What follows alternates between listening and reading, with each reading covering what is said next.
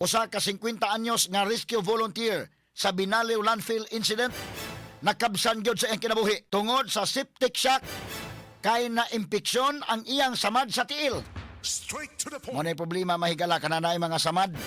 Kinahanglan gyud nga maglikay, no? Kay doon na kay opening sa imong lawas, maglikay sa infeksyon. Kay dili na lalim mga sukit di paminaw, no? Giingong nga luthan kini sa kanunay nga pagsulob sa boots. Mo ni problema nako mga higala.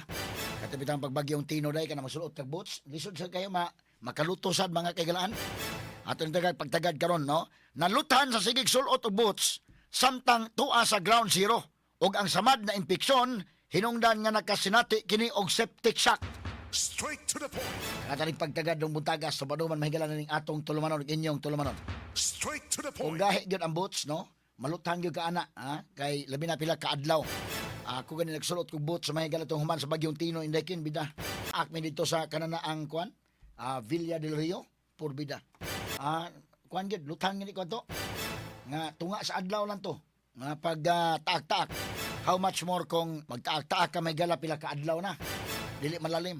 O, tagad na pagtagad. Labi na kung imong boots pod, medyo hugot-hugot gamay.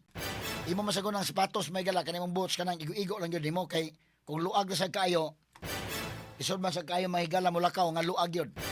Nya kung hugot na sa kayo, delikado maluthan ka. Labi na, og kanang mga boots na to, mahigala, gipalit. Kato kung boots, mahigala, pinalit, itong gipalit ni Louie, tag 100.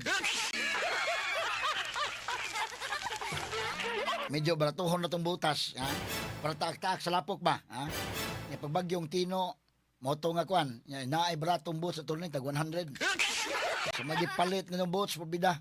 Dito baw istiil, murag, grabe kay makaluto. Pero depende siguro sa kuan, kanana ang imong kuan sa Montiil, no? Tagan tani pagtagad, mahigala, kini nahitabo ang volunteer mahigala na luoy tagdako, kay di man ni siya empleyado, man siya apil. So ditabang lang siya dito rescue. Ang problema ron, kanyasing-kasing pagtabang dito. Ang problema siya pa na disgust siya sa noon.